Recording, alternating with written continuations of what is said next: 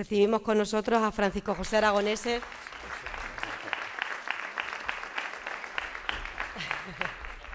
Dice, ha sido de sopetón, sí que es verdad que no te lo había dicho. A ver, momento. Sí.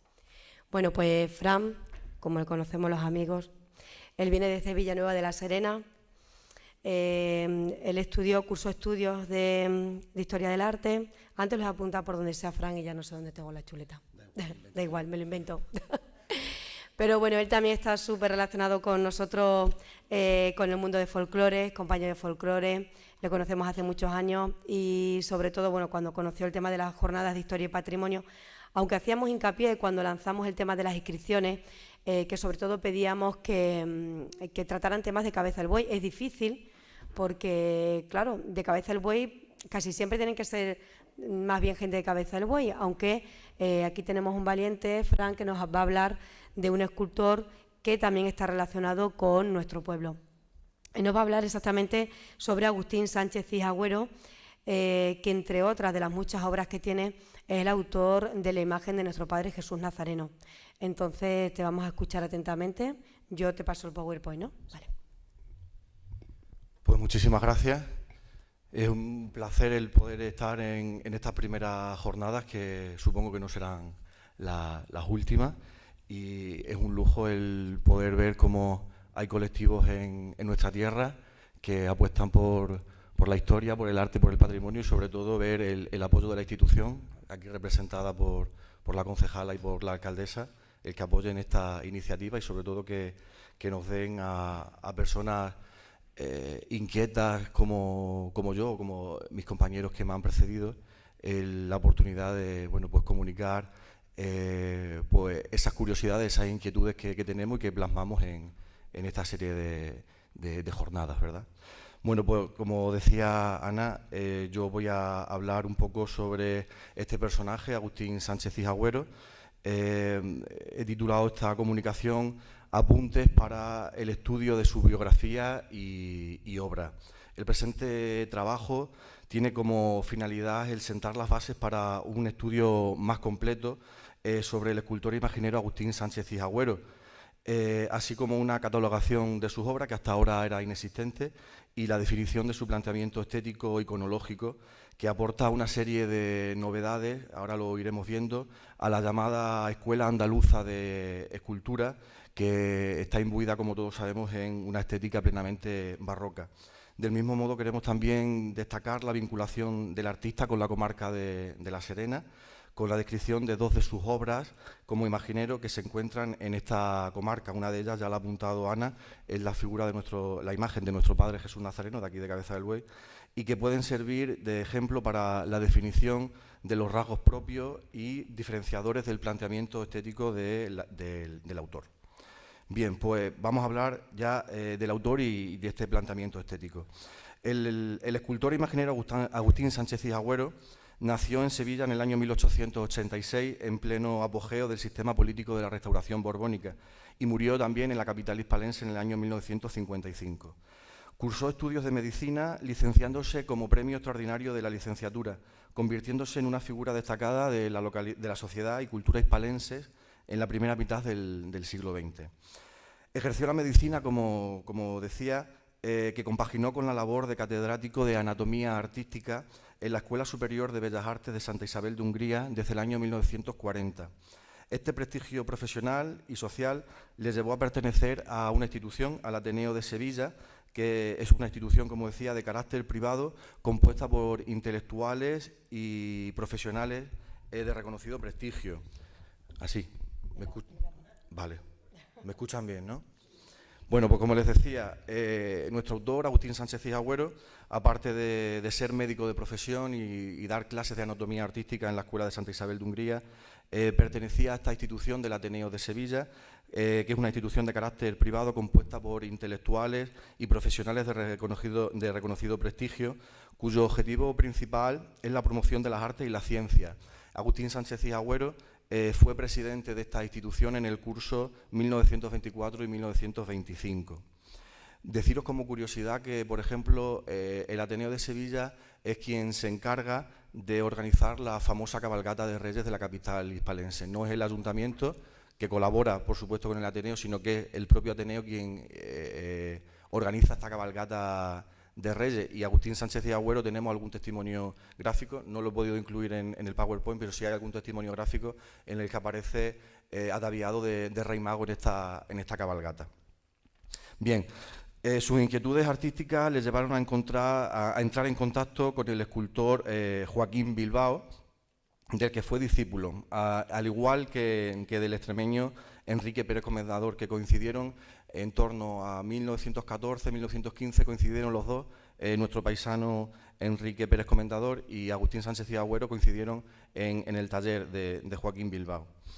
La evolución artística de Bilbao, desde el realismo historicista del siglo XIX hasta planteamientos estéticos mucho más naturalistas, se ve reflejado en Sánchez Cid en su predilección por lo humano, sobre todo por el cuerpo femenino. Además, tomó clases del pintor regionalista sevillano José García Ramos en la Escuela de Arte y Oficios y Bellas Artes de la capital andaluza, del que se impregna de un gusto por los temas costumbristas que quedarán un pozo importante en los temas iconográficos desarrollados por Sánchez Cid, que luego ya veremos. Bien, la influencia de Bilbao y la admiración que sentía por la obra de Mayol y sobre todo también de José Clará van a aportar cierto vanguardismo a las producciones de Sánchez Cid, siendo el primer escultor sevillano que aborda decididamente los nuevos planteamientos de la escultura contemporánea, aportando además cierta modernidad a la imaginería en el tratamiento de la talla, así como la aplicación de la policromía. Sus conocimientos de medicina le van a aportar una gran destreza en el tratamiento anatómico de sus obras, no obstante fue, como ya hemos dicho, profesor de anatomía artística. Este gusto por el cuerpo humano le va a llevar a explorar nuevas formas en su concepción de las figuras femeninas y así, curiosamente, vamos a poder observar cierta síntesis entre los desnudos femeninos representados por el pintor Gauguin en sus múltiples cuadros sobre mujeres tahitianas y polinesias y las formas anatómicas del mundo clásico heleno de los siglos V y VI a.C., buscando en ellos una concepción modernista y mediterránea siguiendo la estela de Clará. Sus trabajos le valieron un gran reconocimiento que se materializó con la concesión de la tercera Medalla Nacional de Escultura en el año 1941 y de la primera Medalla Nacional de Escultura de 1943, entre otras distinciones. Bien, vamos a pasar a ver un poco lo que es su producción artística y a centrarnos en la catalogación que, como decíamos, no se había hecho previamente y hacemos con este trabajo. La catalogación de las obras de Sánchez Cid merecen una atención especial debido a la versatilidad del autor, tanto como escultor como imaginero. Por lo tanto, la primera división que haremos será atendiendo a esta particularidad. Dentro de la obra religiosa podemos hacer una segunda división dependiendo de los temas tratados, pudiéndolos catalogar como temas marianos, temas cristíferos y temas hagiográficos. Mención aparte también merecen sus trabajos como restaurador de obras ya existentes. Centrados ya en lo que es la obra escultórica del autor, voy a citar 4 obras que sí tenemos catalogadas y fechadas y que muestran un poco lo que es la versatilidad del autor. La producción escultórica de nuestro autor se define por su vibrante vitalismo, impregnado de un aire mediterráneo y cierto laconismo en el lenguaje, que aportan a la escultura sencillez y una expresión particular. Es también digno de destacar la versatilidad de los materiales empleados, de los que hace surgir las figuras con fuerza y naturalidad. En esta catalogación citaremos cronológicamente algunas de las más destacadas. En primer lugar, tenemos el busto de la diosa Atenea, que está realizado en el año 1915 en escayola cromada. Se conserva en el Salón de Actos del Ateneo de Sevilla, del que hemos dicho que fue presidente y miembro durante muchos años. Y existe una copia de este mismo busto de escayola, existe una copia en bronce que se ha realizado en fecha reciente. Esta que ven en la fotografía es la que preside el Salón de Actos, que está hecha, como decíamos, en escayola cromada, y hay otra en el claustro del edificio que alberga el Ateneo, que está realizada en bronce y que es de fecha reciente. Se presenta a la diosa con su casco tradicional de guerrero, rematado por un penacho sujeto por una figura femenina que bien pudiera representar el propio nacimiento de la diosa Atenea de la cabeza de su padre Zeus. Puede considerarse una obra academicista de la primera etapa del autor. La siguiente obra que vamos a ver es el monumento a Juan Martínez Montañés. Está realizado en bronce en el año 1924. Se encuentra ubicado en lo que es la Plaza del Salvador de Sevilla, frente a la Colegiata, y representa al maestro del barroco sevillano sentado y con una gubia en la mano izquierda, mientras que la derecha sostiene una réplica de la Cieguita, que es como se llama a una de las más famosas obras de este imaginero y que representa la Inmaculada Concepción. Está impregnada de una notable fuerza debido al giro del personaje y la expresión rotunda de su rostro, y el tratamiento de los paños le da un pose claramente clasicista. La siguiente obra que vamos a ver, también en la capital andaluza, en Sevilla, es la estatua del caballero García Pérez de Vargas. Está realizada también en el año 1924 como parte del monumento al rey San Fernando que se alza en la Plaza Nueva frente al Ayuntamiento. La escultura de San Fernando, esto es un gran monumento que hay en esta plaza, que está coronado por la figura ecuestre del rey San Fernando, Fernando III, y en las cuatro partes de la base de este monumento hay una figura por cada base. Son personajes históricos que tienen que ver con la gesta de la Reconquista de Sevilla, y uno de estos personajes es García Pérez de Vargas.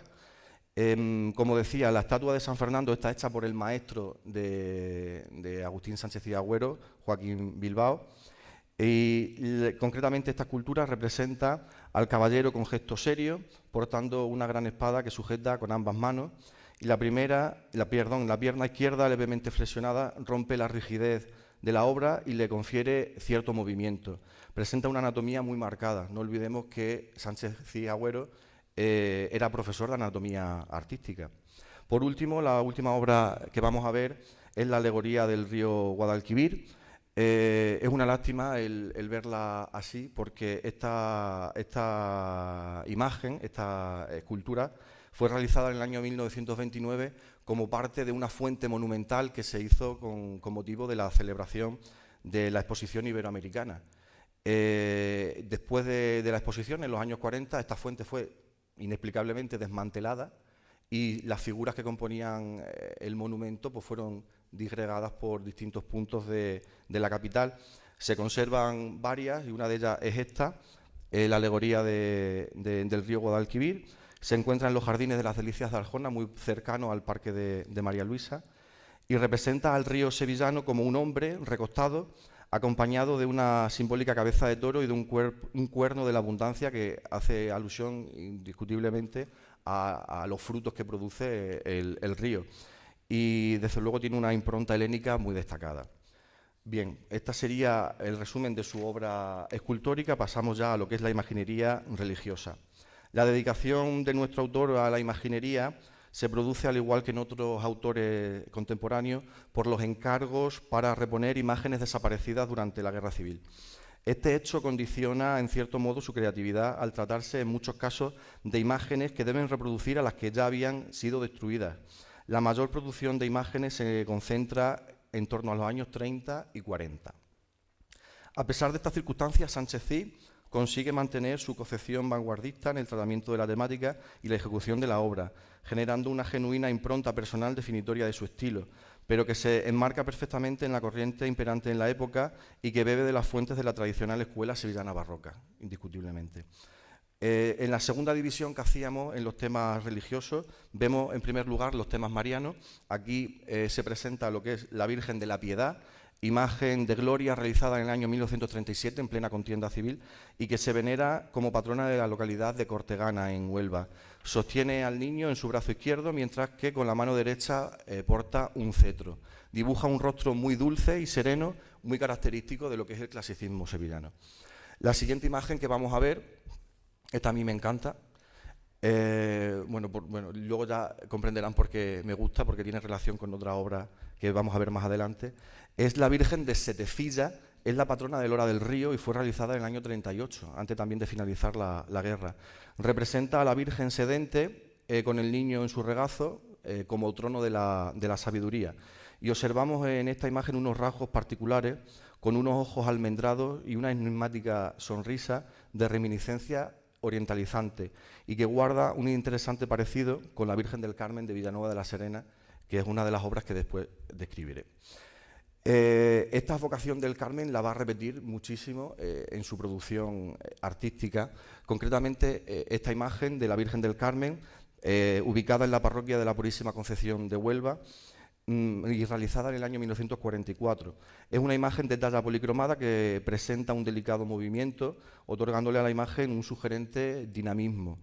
Sigue la iconografía de la Inmaculada Concepción. Si obviamos los atributos del Carmen, que son el escapulario y demás, y el hábito carmelitano, si obviamos esos atributos en esta imagen, evidentemente estamos viendo la iconografía de una Inmaculada Concepción.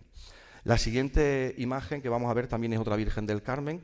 Esta está ubicada en la parroquia del Corpus Christi de Sevilla, también de los años 40, y sigue los mismos cánones de su homóloga onubense, la que hemos visto antes. Y en esta obra, las tonalidades y el rayado del estofado crean un nuevo concepto revolucionario, por lo que se caracteriza nuestro autor Sánchez Cid. El siguiente tema que vamos a tratar dentro de la imaginería son los temas cristíferos. Traigo tres concretamente de distinta iconografía. En primer lugar, este nazareno, que es el nazareno de Escacena del Campo, en Huelva. A los que sois de Cabeza del Buey os sonará muchísimo porque tiene muchísimas similitudes con la talla que se venera en esta ciudad. Está realizado en el año 1942 en sustitución de una primitiva imagen del siglo XVII que se le atribuía, según fuentes de la propia hermandad de Escacena del Campo, se atribuía al Círculo de la Roldana. Fue hecho por donación particular de María del Carmen Herezuelo Román y es una imagen de vestir y articulada, realizada en madera de cedro policromada y que presenta importantes coincidencias, como les decía, con la imagen de Cabeza del Buey. La siguiente iconografía que vamos a ver es un crucificado, concretamente este Santo Cristo de San Agustín en Sevilla, realizado en el año 1944. Es una copia del original destruido en la Guerra Civil, que databa de la primera mitad del siglo XIV. Perteneció la antigua imagen a los monjes agustinos que tras la exclaustración del siglo XIX le legaron a la parroquia de San Roque, siendo hoy en día uno de los titulares de esta hermandad, aunque no procesiona en la Semana Santa sevillana. Presenta un perizoma, que es ese paño que cubre, o el paño de pureza que cubre a Cristo, excesivamente largo y anudado a la derecha, que le resta esbeltez a la talla, y presenta, como ven, pues cabellera de pelo natural. La siguiente iconografía cristífera que vamos a ver se trata de este cautivo, es nuestro Padre Jesús cautivo y rescatado. Se venera en la capilla de San José, en la calle Jovellanos, en Sevilla, y está realizado en los años 40. Es una imagen de vestir realizada en madera de cedro policromada con los rasgos orientalizantes característicos de Sánchez Cid. Y como verán, pues una de sus características también es esa tez morena que posee la imagen. La siguiente subdivisión en la obra religiosa de Sánchez Cid son los temas geográficos. En primer lugar vemos este San Vicente mártir, ubicado en Zalamea la Real, en Huelva, realizado en el año 1939. Es una imagen de talla policromada que representa al joven mártir ataviado con una dalmática propia de su diaconado, portando las Sagradas Escrituras en la mano izquierda y un cuchillo en la derecha como símbolo de su martirio. Se representa también a sus pies un águila en clara alusión a la que protegió el cuerpo de San Vicente durante el martirio. La iconografía de la imagen respira cierto gusto clásico que se acentúa con una actitud contenida y un rostro dulce y sereno. La siguiente imagen que vamos a ver es muy particular. Se trata de San Bartolomé Apóstol, está ubicado en la localidad sevillana de Aguadulce. En este caso, Sánchez Cid lo que realiza es el cuerpo de la imagen, a la que acopló la cabeza de la primitiva imagen tallada en el siglo XVIII y que fue destruida el 27 de julio de 1936. Es decir, que lo que le encarga este pueblo de Aguadulce es reponer el cuerpo porque lo único que conservan es la cabeza de la imagen. Iconográficamente representa el martirio del apóstol con el brazo derecho desollado y atado al árbol donde sufrió el martirio. El cuerpo es ejecutado con maestría y suma perfección anatómica y a pesar del dramatismo de la obra, La iconografía es tratada con suavidad y alejada de cualquier tipo de tenebrismo, por lo que encaja perfectamente en la tradición de la escuela andaluza. Por último, vamos a ver el busto de Santa Ángela de la Cruz, perteneciente a una colección privada y realizado en terracota. Vemos, como decíamos antes, la versatilidad de materiales que utiliza, en este caso la terracota. Representa con un sorprendente realismo a la religiosa sevillana, a la que sin duda nuestro autor conoció en persona y lo traslada en este retrato. Por último, y para no cansaros demasiado, voy a citar simplemente algunas de las obras más importantes a las que sometió trabajos de restauración. En primer lugar, vemos al Santísimo Cristo de la Fundación de la Hermandad de los Negritos, que fue intervenido por nuestro autor en el año 1940. Vemos también al famosísimo Cristo de la Expiración, el Cachorro de Triana, que fue restaurado en 3 ocasiones por Sánchez Cid, en 1940, en el 45 y en el 47. El Santísimo Cristo del Calvario, en el año 1941, y por último, el Nazareno de la Hermandad del Silencio, en el año 42. Bien, para finalizar, voy a hacer una breve descripción de lo que son sus 2 obras en la comarca de La Serena. Aunque la mayor parte de la obra de Sánchez Cid catalogada se encuentra en Andalucía, también en Extremadura contamos con 2 de sus obras, concretamente en la comarca de La Serena. La primera de ellas es la imagen de Nuestra Señora del Carmen, de la parroquia de Nuestra Señora de la Asunción, de Villanueva de la Serena, y la segunda, como ya hemos avanzado, es la de nuestro Padre Jesús Nazareno, de aquí de Cabeza del Buey. La imagen de Nuestra Señora del Carmen fue adquirida y donada por los vizcondes de la Montesina, don Alfonso Nogales y Nogales, y María de las Candelas Fernández de Córdoba y Nogales, en el año 1939, para reponer una imagen anterior destruida en la Guerra Civil. Los vizcondes poseían casa propia en Sevilla y pasaban largas temporadas en la ciudad. No obstante, don Alfonso fue caballero de la Real Maestranza de Sevilla y esta vinculación o esta relación que tenían los vizcondes en la alta sociedad sevillana seguramente fue la que le posibilitó el entrar en contacto con el autor para encargarle la imagen.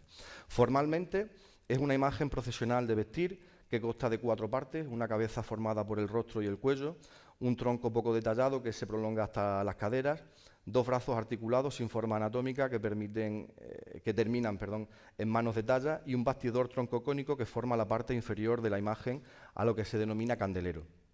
A la altura de la cintura tiene un anclaje metálico donde se sustenta la imagen exenta del niño. El conjunto también incluye una rica peana que no se ve en la fotografía, en forma de nube, en la cual se integra la figura de un querubín. Iconológicamente, el conjunto de la imagen presenta unas características particulares que la dotan de una personalidad propia, tanto a la Virgen como al niño, y que se producen a través del rostro y de las facciones. En ambas imágenes se dibuja una leve y enigmática sonrisa que se conjuga con unos ojos almendrados que recuerdan el rostro de una Coré griega. En este punto es donde observamos la búsqueda del autor por un estilo propio, utilizando el lenguaje clasicista y mediterráneo para dotar de modernidad a su obra. ¿De acuerdo? Y por último, esta imagen que seguro todos conocen, que es la de nuestro Padre Jesús Nazareno. La imagen, tampoco me voy a extender demasiado porque hay un libro que incluyo en la bibliografía, escrito por su paisano Francisco Javier Moreno Martín Calvo, que es una auténtica joya. Yo como cofrade me gustaría que mi cofradía tuviera alguien que escribiera la historia de mi cofradía, como lo ha hecho Moreno Martín Calvo sobre la historia de nuestro Padre Jesús Nazareno. Y como les decía, la imagen de nuestro Padre Jesús Nazareno fue encargada por la propia cofradía por importe de 6.000 pesetas, llegando a Cabeza del Buey en el año 1941, siendo sufragada por suscripción popular y, curiosamente, con un préstamo de 2.150 pesetas de la cofradía de la Virgen del Carmen. La Virgen del Carmen se vuelve a repetir otra vez. Formalmente nos encontramos con una talla realizada en madera de cedro policromada para la cabeza, tronco y extremidades inferiores y madera de pino para los brazos y manos, siendo una imagen articulada, hecha para vestir y que responde a un planteamiento plenamente barroco, aunque con los matices propios del autor. Iconológicamente, la obra está impregnada de una notable pose realista con la que se persigue hacer patente el sufrimiento de Jesús en la Vía Dolorosa. Este supuesto nos permite hacer una primera catalogación de la obra dentro de los cánones de la escuela andaluza, ya que el sufrimiento que refleja la imagen no es en nada desagradable para el que la contempla, sino que invita a la compasión con un gesto dulce y bello, alejado de cualquier tenebrismo. Pero la particularidad del rostro le viene dada sin lugar a dudas por esos ojos ligeramente rasgados que han venido definiendo la impronta del autor en otras creaciones. Y a modo de conclusión, y para no cansarles más, la obra de Agustín Sánchez Cis-Agüero y su planteamiento estético van a suponer un antes y un después en la escultura andaluza, aportando una visión renovada, aunque curiosamente a través de un lenguaje clásico recuperado de la escultura griega de los siglos V y VI a.C. Esta renovación va a verse reflejada sin duda en la imaginería dentro de una escuela anclada en los cánones del barroco y que gracias a la contribución de nuestro autor alcanzará la modernidad con una perfecta síntesis de lo divino y de lo humano. Muchísimas gracias.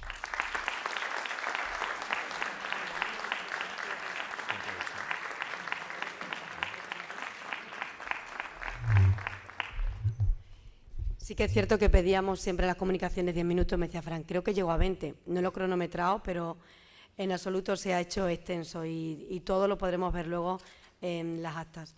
Fran, ha sido un enorme placer tenerte aquí con nosotros y como él dice, tenemos que apreciar que un profesor de cabeza del buey, más cofrade de la cofradía como es Javier, hiciera y presentara, creo que fue hace un par de años, el libro sobre la cofradía de nuestro Padre Jesús Nazareno. Si alguno tenéis alguna pregunta que hacerle a Fran, ¿no? Pues te agradecemos muchísimo que hayas estado con nosotros y que pases las jornadas con nosotros. Muchas gracias. Muchísimas gracias. Te voy a dar una bolsa.